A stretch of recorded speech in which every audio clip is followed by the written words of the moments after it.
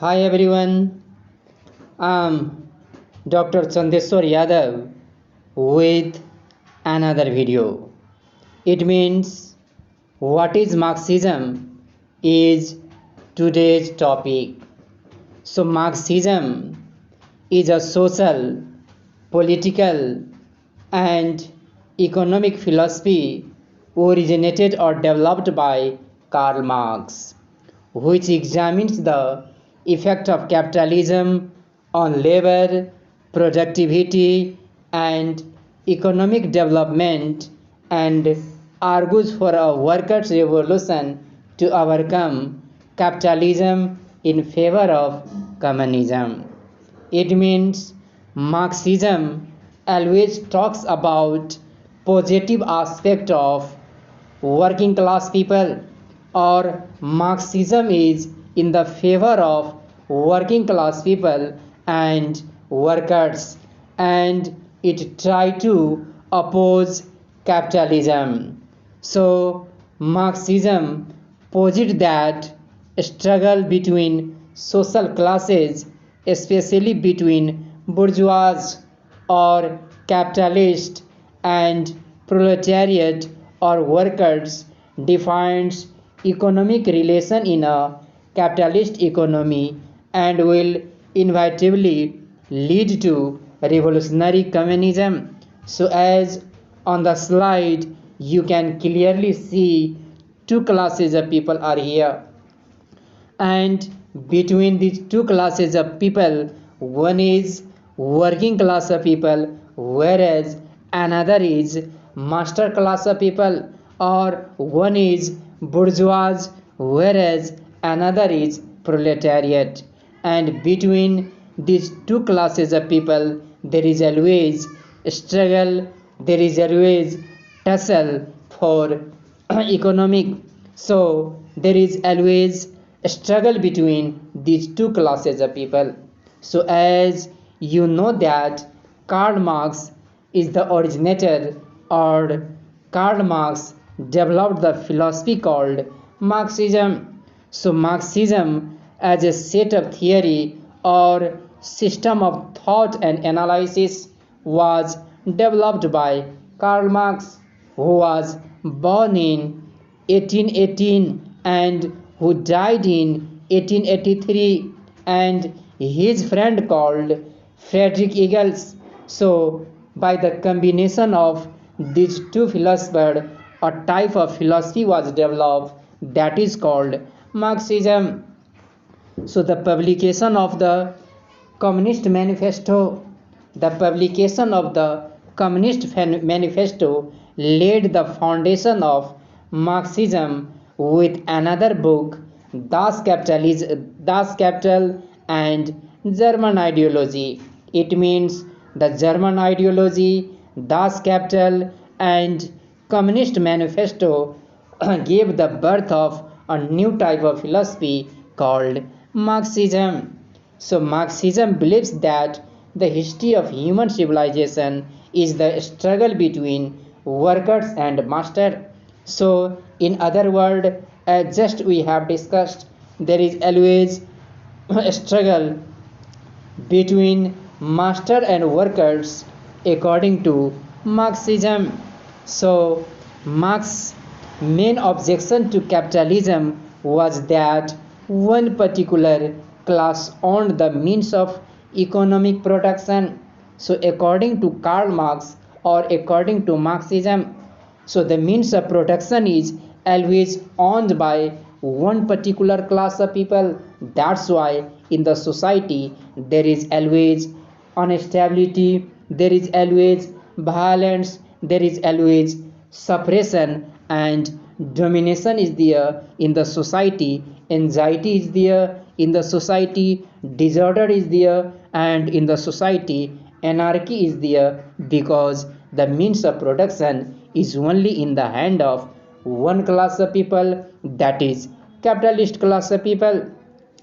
The bourgeoisie has centralized means of production and concentrated in a few hands, which is the oppression and exploitation of working class people. So as just we have talked that the means of production is only in the hand of one class of people or in the hand of capitalist. That's why the proletariat or the working class of people always feel suppression and exploitation, and so that in the society there is anxiety, there is disorder, there is anarchy. So capitalism reduces all human relation to cash, nexus, self-interest, and egotistical calculation, which invites anarchy, disorder, alienation, frustration, murder, and violence in the society. So it is because of the means of production that brings or that invites anarchy, disorder, alienation, frustration, murder, and violence in the society. That is because of means of production. So, to solve this problem or to bring peace, prosperity in the society, Marx argues that it is only the classless society, it is only the classless society that can bring peace and harmony in the society. This is what we call Marxism, or in other words, it is only Marxism, it is only the philosophy that was propounded by, that was developed by Karl Marx, can only bring peace and harmony in the society by creating a stateless society, by creating classless society. But it is the capitalism that only invites, that only brings the birth of a class which is bad for society, which is not good for society.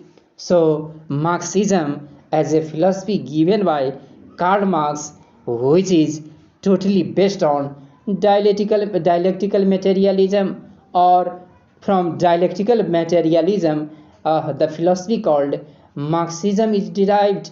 And as we know that materialism as a philosophy was also developed by Karl Marx, but this Karl Marx, this dialectical materialism, which is also called historical materialism. So historical materialism or dialectical materialism as a philosophy, or Marxism as a philosophy, is developed by Karl Marx, but Karl Marx brought this philosophy from one of the philosopher called, German philosopher called Hegel. So to understand what is dialectical materialism or what is Marxism, let's try to understand what philosophy is there. So without understanding philosophy and the history of philosophy, it is tough to understand what is dialectical materialism and what is Marxism. That's why I'm going to talk here about philosophy. So basically, philosophy or human society or human knowledge developed in two ways. So one is idealism, another is materialism. So idealism as a philosophy totally believes on idea or the concept is everything for idealist philosopher. Idealist philosopher believes that it is because of mind, the mind idea is developing, concept is developing, and society is progressing. And society is society because of idea, because of concept. But this philosophy is totally unaccepted by another type of philosopher who called themselves materialist, or another philosophy is materialism, which believes that mind is nothing, or not because of mind, not because of idea, not because of concept, but because of material thing. Because of material thing, idea, what material thing, society is getting development. So here what we see, two branches of philosophy is there. One is materialism, another is idealism, or idealism and materialism are the two branches of philosophy. So idealism as a philosophy was basically developed by Plato. So Plato believed that idea is everything, idea is perfect, idea is perfect, and whatever this world is there, that world is only the reflection of idea, the reflection of concept. This philosophy was also carried out by René Descartes. René Descartes believes that I think, therefore I am. I think, therefore I am. So even in this bhav, in this saying, you can easily say that. So René Descartes believes first on thinking, and thinking is related to mind, thinking is related to concept, and it is because of mind, it is because of concept, it is because of idea your existence is there or our existence is there.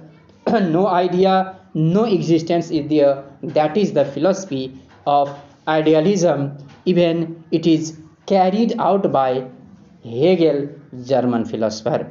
So so German philosopher who is also one of the idealistic philosopher, and as just we have talked that idea is perfect, idea is only real, and whatever this material world is there, that is only the copy, that is only the imperfect copy of our idea. It means idea is only real, and whatever other things are here, that all things are unreal according to idealist philosopher like Plato, René Descartes, and Hegel. So this is about idealism. Now let's talk about materialism. So materialism, that is just opposite of idealism. It was developed by Aristotle, who was the student of Plato. So Aristotle believes that not the idea but the matter, but this world, but this material world, that is the real world, that is the everything. So it is the material world from which idea is formed, concept is formed. So whatever idea, whatever concept we have, that is because of material world. So material world is the foundation of idea, material world is the foundation of concept according to materialist, according to Aristotle, and even according to Karl Marx. That's why Karl Marx says, I am, therefore I think. I am, therefore I think. So here you can see Karl Marx focus on I am, or he focuses on material world, and it is because of material world thinking is there, concept is there. It means no material world, no thinking is there, no concept is there according to Karl Marx. So Karl Marx is also the follower of materialism, or Karl Marx believes in material world or physical world where we are living. So this is about materialism, and as we discussed that dialectical materialism, or Karl Marx brought the philosophy of Hegel, German philosopher called Hegel, who gave the philosophy, who gave the concept of dialectics. And dialectic is a theory of development. Dialectic is the theory of development of concept. It contrary forces, or it believes that it is because of struggle between two opposite forces, struggle between two opposite forces, the new idea is formed, or new concept is formed, or struggle between idea is necessary, or human mind, human concept, human knowledge is developed because of the struggle between two idea, struggle between two concept. And whenever two idea, two concept are struggling there, then new form of idea, new form of concept is developed. That is the process of development. So this Hegel has defined it in the form of thesis, antithesis, and synthesis. So thesis is one form of idea. Whenever one form of idea is there, one form of concept is there, then after some time another or just opposite form of idea is arrived there. So whenever opposite form of idea or concept arrived there, then between the previous idea and the new form of idea there is a struggle, or there is a struggle between thesis and antithesis, which gives the birth of new form of idea called synthesis. So struggle between thesis and antithesis gives the birth of the new idea called synthesis. So synthesis is comparatively better than thesis and antithesis, and in the later days this synthesis become again thesis, and another opposite idea is formed which become antithesis, and finally it comes into the form of synthesis. In this way human mind is developing, in this way human knowledge is developing according to Hegel. So Hegel believes in thesis, antithesis and synthesis. So whatever idea was developed by Hegel, that was borrowed by, that was used by Karl Marx. So Karl Marx borrowed the term dialectic from Hegel, or from Hegel Karl Marx took the concept of dialectics, and but he has changed something. He had changed that not between the struggle of two concepts, but between the struggle or between the classes. Between the classes, whenever struggle is there, then new type of society is developed, and that is the process of development. So between the classes from economic, so here Karl Marx gave priority to matter, whereas Hegel gave priority to concept or idea. That is the main differences between Hegel and Karl Marx. Karl Marx believes on matter, or matter is matter for history, or material world is everything for Karl Marx. That's why according to Karl Marx there is a struggle between the matter, or there is a struggle between the classes. One class is there, that is a powerful class, another class is powerless class, on the basis of economic, on the basis of matter, on the basis of materialism. So this Karl Marx believes that history of all existing society is the history of class struggle, or history of human society is the history of class struggle, said by Karl Marx. So as according to Karl Marx, during the slave society there was a struggle between master and slave. So even during slave society there was a struggle between master and slave. Then after feudal society came, and even during the feudal society there was a tussle between, there was a struggle between lord and serf, or between lord and serf there was a struggle. And during the capitalist society,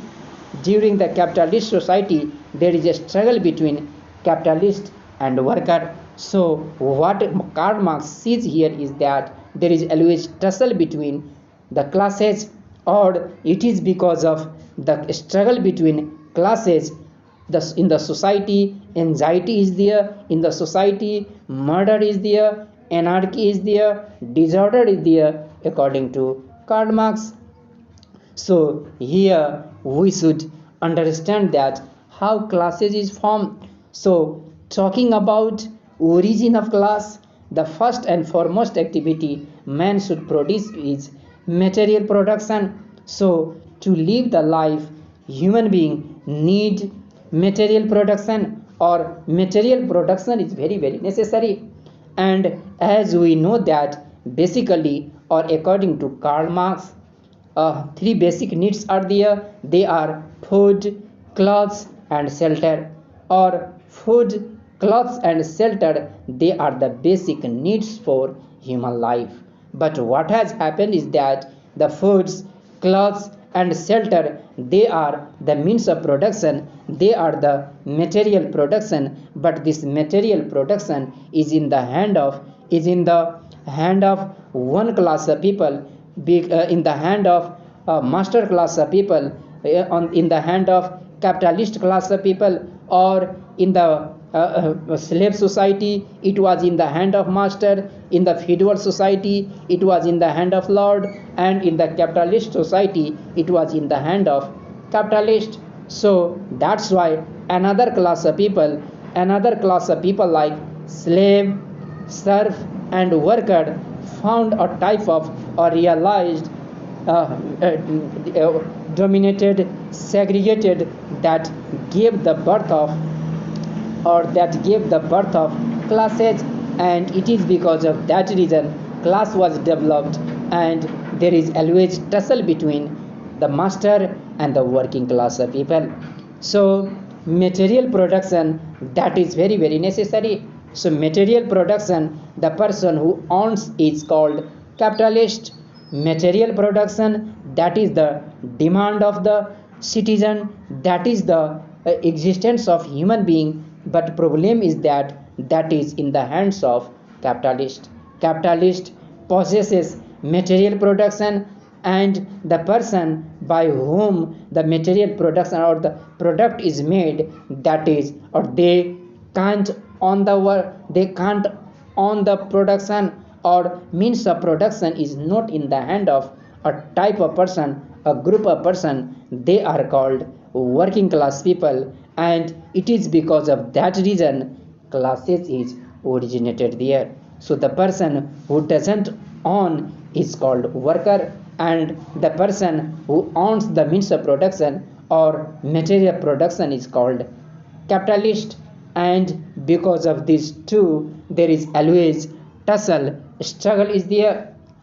So one become dominant class, other become dominated class, or between dominant class and dominated class there is always tussle. So as we have talked, in the slave society master slave was there, in feudal society lord and serf was there, in capitalist society capitalist and worker is there. But here major point is that though capitalist or dominant class of people are less in number, dominant class of people are less in number in comparison to dominated class of people, or dominated class of people are more in number, however they are oppressed, they are suppressed, they are exploited by dominant class of people. That's why there is tussle, there is struggle in the society. So here the capitalist class of people or master class of people dominated class of people in two methods of domination, or there are two methods of domination in according to Karl Marx in this capitalist society. So dominant class of people by controlling the means of violence by force, or capitalist dominate the working class of people in two ways. One way is by the means of violence.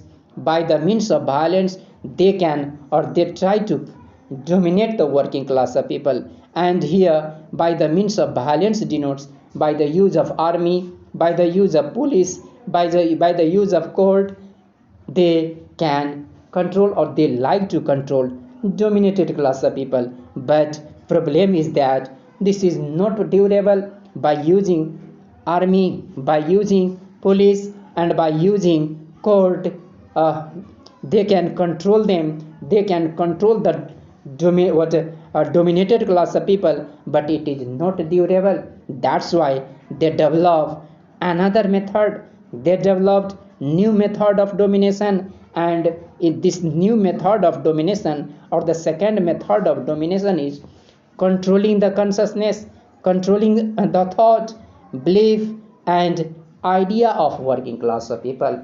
Or dominant class of people try to dominate, try to control the consciousness of the working class of people, or the thought of the people, or idea of the people, by using over the base or ideological structure is created to rule them. they create ideological structure, they create rule, they create logic, they create uh, what religion, and they create other form of concept to control the consciousness of or to control the thought and belief of the working class people. And it is because of that reason they are capable of controlling the dominated class of people. So second one is the effective for dominant class of people to control dominated class of people. So here, as you can see, one, the base is there, and under base material forces or production comes, social relation of production is there, and it is because of to control the base they develop ideas, culture, belief, morality, law, religion, etc., or other thing. Or in capitalist society, ideas, culture, belief, morality, religion, they all are in the control of capitalist class of people, or bourgeois, in the hand of bourgeois, in the hand of master class of people. And because of this these ideas, concept, culture, belief, law, and religion, they try to suppress, they try to dominate the working class of people. So economic, that is the base. According to this economy, which is in the hand of materialist class of people, which is in the hand of capitalist class of people, society is controlled, and the society is controlled on the basis of culture, which is also in the hand of master class of people, which is also in the hand of a capitalist. So the function of the ideological superstructure to explain, justify, legitimize the division of labor, class differences, and vast inequality of wealth, status, and power that exist in society. So society is totally in the control of master class of people. They explain how that is real. They legitimize the concept through by developing the ideas or the law. Even through religion, they try to control the consciousness of the working class of people, thus benefit the ruling class. So ruling class of people take benefit from working class of people by controlling the consciousness of working class of people. So working class people suffer from false consciousness. So working class of people are, or they are forced to live in false consciousness, because that consciousness or their consciousness is only in the hand of master class of people. That's why the class is there, and class remain in itself. So because of this consciousness, because of this law, because of this religion, because of this culture, class in itself is there. Class is not for themselves is there. So but one thing, Karl Marx believes that capitalism, which is the one of the very very bad aspect for working class of people, but capitalism will destroy itself. There is no need of doing any external activity to destroy the capitalism, but capitalism will destroy itself. That is said by Karl Marx. But here try to understand how capitalism itself is destructive to itself, or how capitalism will destroy itself. So Marx believes that in capitalist society or in capitalism, alienation among working class of people will be there, or there will be alienation and alienated, or in capitalism or in capitalist society, working class of people become alienated from product of their work, from their activity of production, from distinct potential, and from one another, which is not expression of the worker self. It means in capitalist society, working class of people will be alienated. They will be, or they are powerful, they are capable, but they have to produce or they have to make the product not according to their own desire, not according to their own interest, but what will be the desire of the master, what will be the desire of the capitalist, according to the desire of the capitalist, according to the interest of the capitalist, according to the interest of the according to the demand of the market, product will be produced there. But here what is the problem is that suppose that a worker called A is expert in painting and he likes to paint, or he likes to make the drawing of natural aspect, or he is fond of drawing of nature, but a capitalist or the master suggests him not to draw the painting of nature, but he is forced to do the drawing of city, which is not the interest of this worker called A. That's why slowly and gradually the worker or the A will be alienated from the work, alienated whatever he is doing. So there will be always, or there will be decreasement in the work, there will be decrease in the interest of product, and slowly and gradually there will be decline in the product because of alienation. So this is one thing, and so work will be slow and slow because of alienation, because of capitalism. So this is one method. Another is economic exploitation of the working class. So as just we talked that it is because of alienation, work will be slow and slow, day by day. Work masters wants to make one thing, but whereas workers has interest to do another thing. That's why they will be alienated from the work. Slowly and gradually the production will be slow and profit will be less.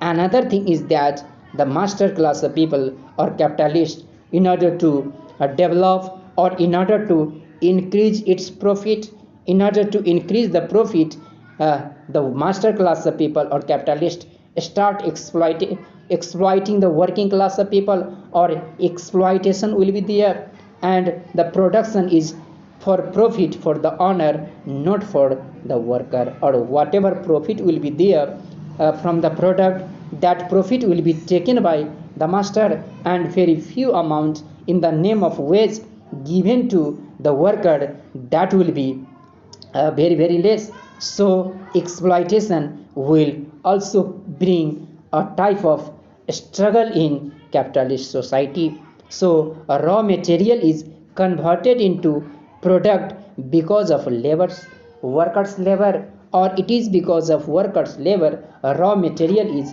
changed into product. But from the product whatever benefit comes, that is in the hand of master, that is in the hand of capitalist person, not in the hand of worker. That's why slowly and gradually again all the workers of the company, of the organization, they will unite and they will revolt. And workers add value, as just we have talked that it is because of the workers value, or workers convert the raw material into product. It means it is the labors of the worker, raw material is changed into product, but what benefit is only in the hand of master class of people, benefit only in the hand of capitalist, and very less amount is given to working class of people. So Marx believes that economic production or the base should control all human institution, or superstructure can control the base.